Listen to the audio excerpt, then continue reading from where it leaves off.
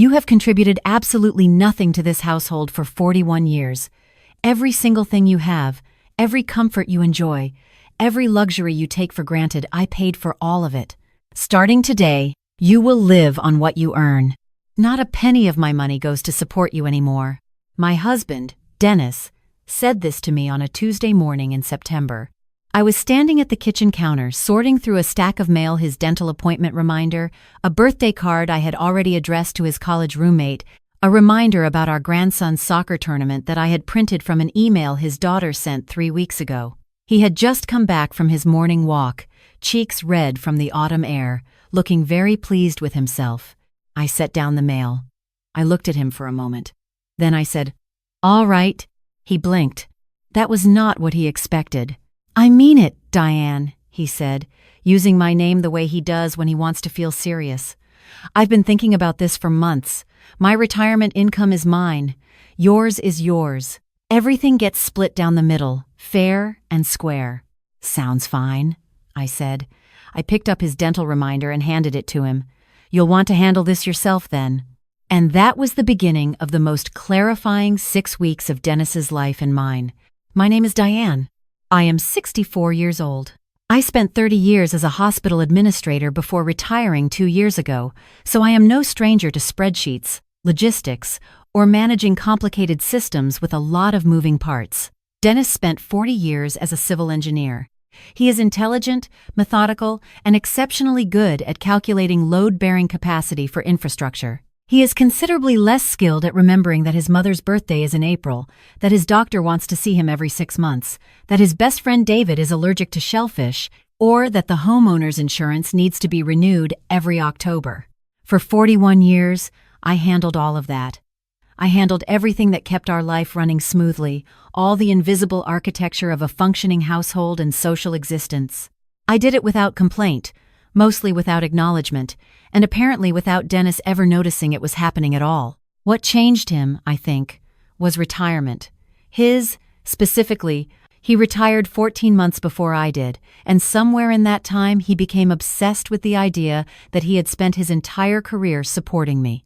Looking back, I can trace the shift. It started with small comments. Did we really need the premium cable package? Was it necessary to send flowers when his cousin had a baby? Why did I always buy the expensive olive oil? By the time I retired and was home every day, the comments had become a constant low hum, like a refrigerator that never quite turns off. I had been the one managing our household finances for decades, not because he asked me to, but because early in our marriage I was better at it, and it simply fell to me the way things fall to one person in a marriage when no one is paying attention. I paid the bills. I managed the insurance. I tracked the investments. I planned the vacations. I organized every family gathering, every holiday, every medical appointment for both of us and, for 12 years, for his mother while she was alive. I also maintained what I privately called our social infrastructure. I am the reason Dennis has had the same 4 close friends for 40 years. I remembered their wives' names and their children's names and what they did for work and what they were going through personally. I sent Christmas cards to 73 people every December. I knew which of his colleagues had retired and which had children getting married and which were going through difficult times, and I made sure Dennis showed up to the right events at the right times with the right gift. None of this apparently counted as contributing. The night Dennis made his announcement, after he had gone to bed, I sat at the kitchen table with my laptop and a cup of tea, and I did what I have always done when faced with a management problem. I made a list. Not of grievances, I am not a grievance person, but of systems. Every single ongoing task, responsibility, and piece of knowledge that I held and managed for our shared life. Medical records and appointment schedules. Insurance policies and renewal dates. Social calendar and relationship maintenance. Household logistics. Financial administration. I typed until midnight. The list was 4 pages long. Then I opened a second document and started going through 5 years of credit card statements and bank records, which I had always kept meticulously organized in a filing system Dennis had never once looked at. I was looking for every expense I had personally covered that benefited him, his relationships, his comfort, or his professional life. By 2 in the morning, I had a number. I will tell you the number later, because context matters. But I will say that it made me sit very still for a long time. I did not sleep much that night. But I woke up the next morning feeling, strangely, quite calm. Dennis wanted separate finances. He would get exactly that. The first thing I stopped doing was the social calendar. Not dramatically, not with any announcement, I simply stopped. I did not remind him that his best friend David's wife was recovering from knee surgery and probably appreciated a check-in call. I did not flag that his colleague Gary was retiring at the end of the month and that every year for the past 9 years we had sent a retirement gift when someone from his old firm moved on. I did not add our granddaughter's school play to his phone calendar. I did not order the birthday cake for his brother's surprise party, which his sister was organizing and which I had already been coordinating by email for 6 weeks. I canceled my involvement in that email thread, quietly. I simply stopped responding. The second thing I stopped doing was medical logistics. Dennis has a cardiologist, a primary care physician, a dermatologist, and a dentist. I had been scheduling and tracking all of his appointments for years because he had once missed a follow-up with his cardiologist, and the doctor's office had called me in something of a panic, and after that I had simply absorbed the responsibility. I transferred all of his medical files to a folder on the shared drive and sent him one email. Medical records are in the shared drive under Dennis Medical. You will want to schedule your 6-month cardiology follow-up. It was due last month. I did not schedule it for him. The third thing I stopped was the financial administration. I split our joint accounts exactly as he had requested, transferring my half with a clear accounting of what was what. I then removed myself from the homeowner's insurance auto-renewal, the quarterly investment review, and the property tax payment schedule. I sent him one final email with all the login information and due dates. It was a very thorough email. I had spent 30 years in hospital administration. I know how to write a thorough email. I also, quietly, stopped buying things for the house that he used.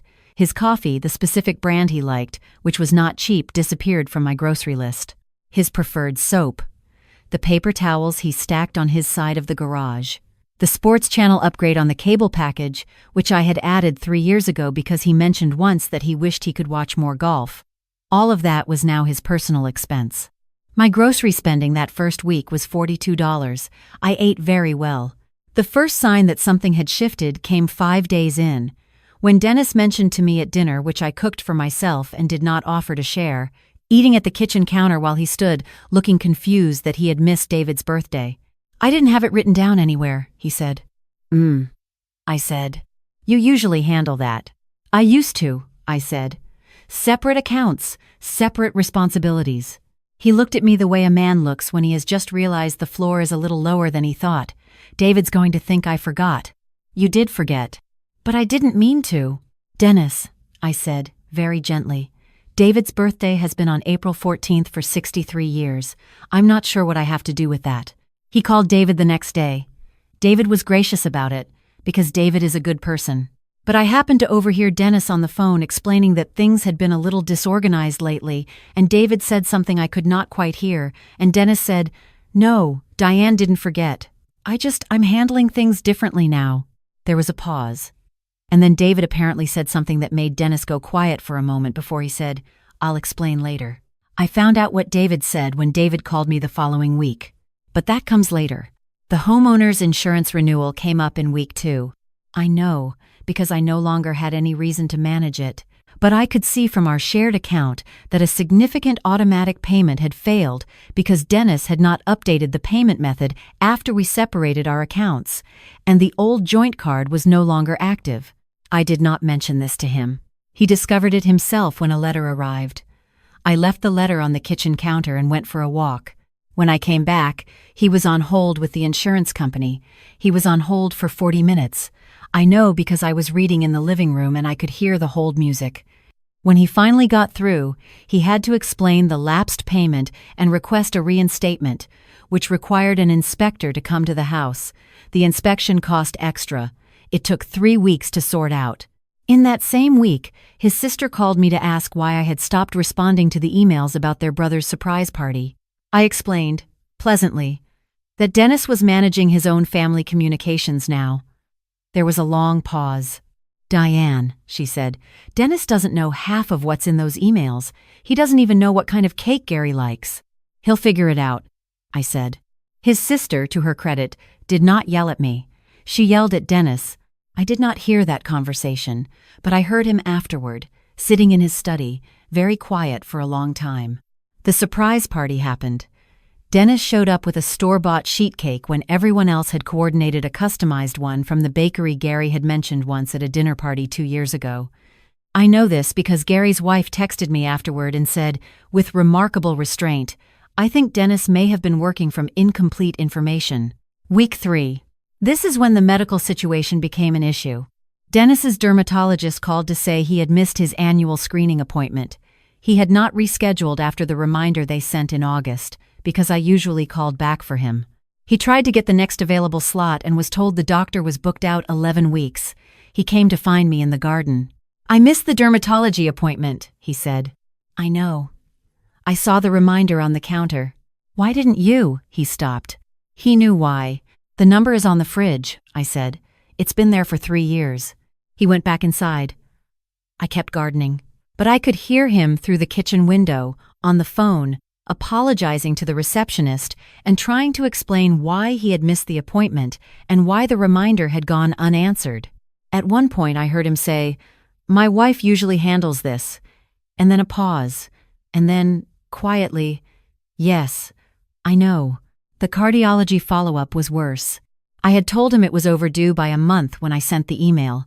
He had not made the appointment. 3 weeks later, his cardiologist's office called the house phone. They still had our home number on file, and I answered. The nurse explained that Dr. Kavanaugh was concerned about the missed follow-up given Dennis's history and asked if everything was all right. I said everything was fine, gave her Dennis's cell number, and suggested she call him directly. She did. Whatever she said, he made the appointment that same afternoon. That evening, he came and stood in the kitchen doorway while I was making dinner. He watched me for a moment. "You used to call them back," he said. "I did," I said. "You handled all of it." "I did. Did I ever thank you for that?" I thought about it honestly. Not that I can remember. He nodded slowly and went back to his study. It was David who finally brought things to a head. David called me, as I mentioned. David is retired from a law practice and is, in my opinion, one of the most perceptive people I know. He called on a Sunday afternoon in October, 5 weeks into our arrangement. "Diane," he said, "I want to ask you something directly, and I want you to answer honestly." "Of course." "Is my friend in trouble?" I was quiet for a moment. "What has he told you?" "He told me about this financial separation idea. He framed it as something you both agreed to." A pause. That did not sound right to me. I told David the truth. Not dramatically, just factually. I told him what Dennis had said on that Tuesday morning in September. I told him about the 4-page list. I told him about the number I had found in the financial records. "How much?" David asked. I told him. There was silence on the other end of the line. "Diane," David said finally, "he is an idiot." "He is not an idiot," I said. "He genuinely did not see it. That is the problem. I'm going to talk to him. David. I'll be gentle." Whatever David said to Dennis, I do not know exactly. Dennis never told me in detail, and I did not ask. But David called on a Sunday, and by Tuesday, Dennis was very, very quiet. Not sullen quiet. Thinking quiet. He did things around the house without being asked, emptied the dishwasher, took out the recycling, brought in the mail, and sorted it carefully before setting it on the counter. He cooked dinner on Tuesday night. It was pasta from a jar of sauce with garlic bread he slightly burned. He set the table for 2 and asked if I would like to join him. I said yes. We did not talk about it that night. We talked about our granddaughter's soccer tournament, which I had mentioned was coming up, and which he had for the first time put in his own phone calendar without being reminded. The conversation happened on Thursday. He asked me to sit down at the kitchen table. He had his laptop open. He had clearly been going through something bank statements, from what I could see, printed out and marked with a highlighter in his engineer's handwriting. "I went through the accounts," he said, "as far back as I could. And?" He looked up at me. "Your number is actually conservative." I said nothing. The insurance alone, the homeowners, the cars, the life insurance for both of us, you managed all of it. I didn't even know which company we were with for two of them. He turned the laptop so I could see. The property taxes. The investment rebalancing. I found a note you left in the account file from 2019, explaining what you'd adjusted and why. I didn't know you did that. He pointed to a line. My mother's care coordinator.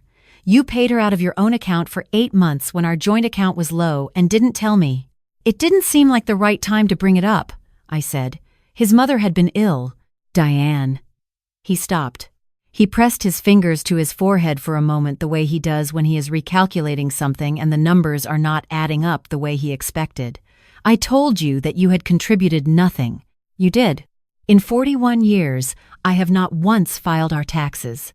I have not once called a doctor's office, scheduled a home repair, sent a condolence card, remembered a colleague's wife's name, planned a vacation beyond saying where I wanted to go, or he stopped again, picked up one of the printed pages.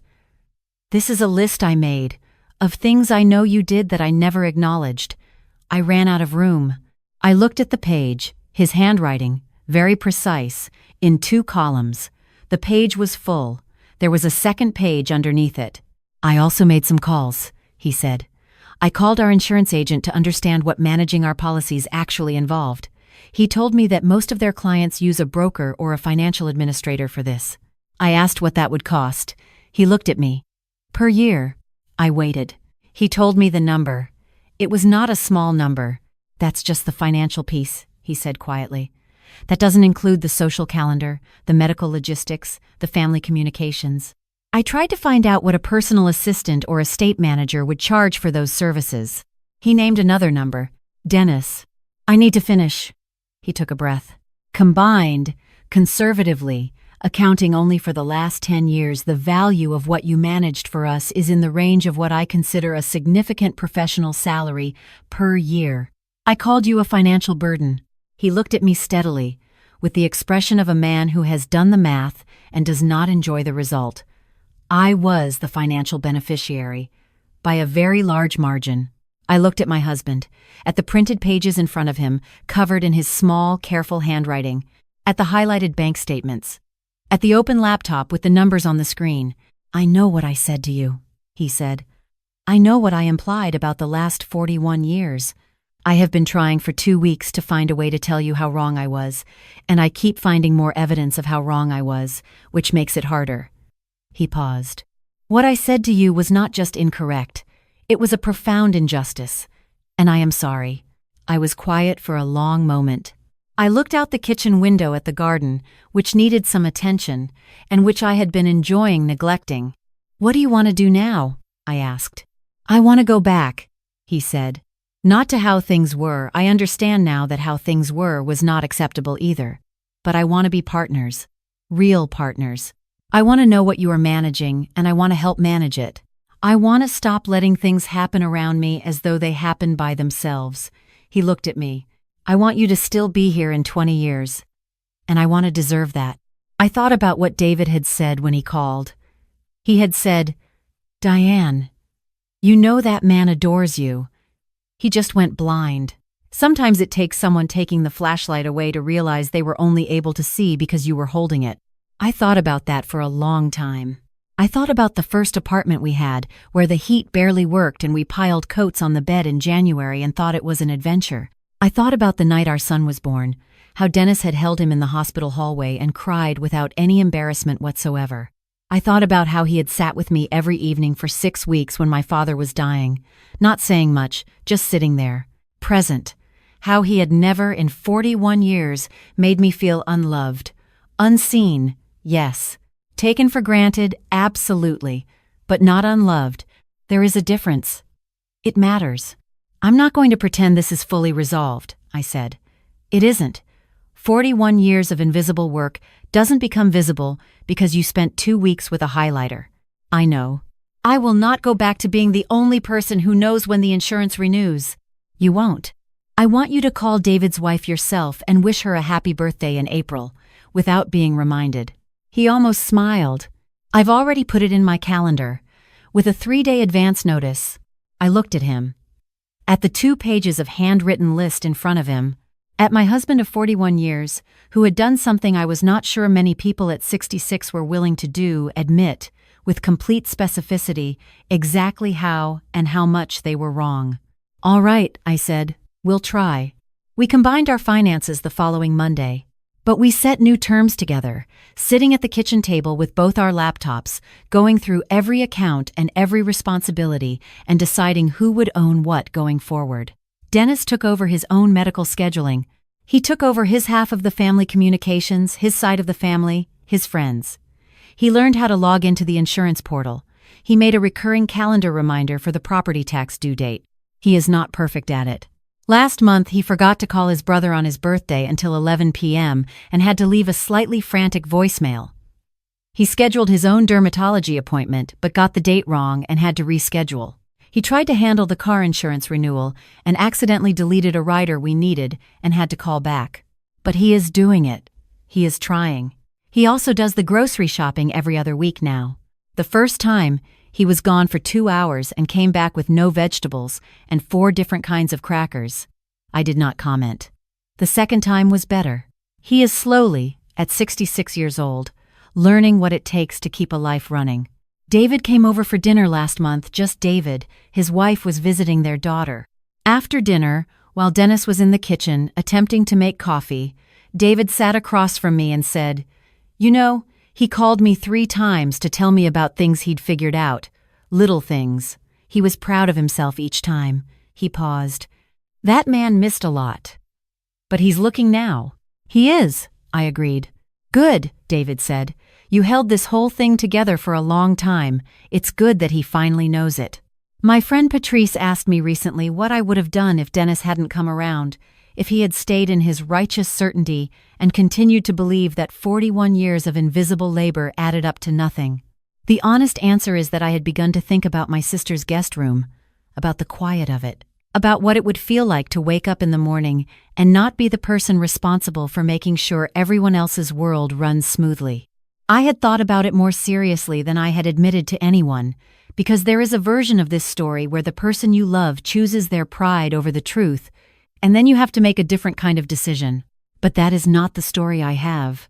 What I have instead is this: a husband who sat at our kitchen table with highlighted bank statements and a 2-page handwritten list and said, out loud, with the precision of an engineer who finally ran the correct numbers, that he was wrong. Not "I'm sorry you felt that way," not "I didn't realize." He said, "I was wrong. Here is exactly how, and by how much, and here is what I intend to do about it." That is not a small thing. That is a very rare thing. I am 64 years old. I have, if I am fortunate, quite a few years left. I intend to spend them being seen.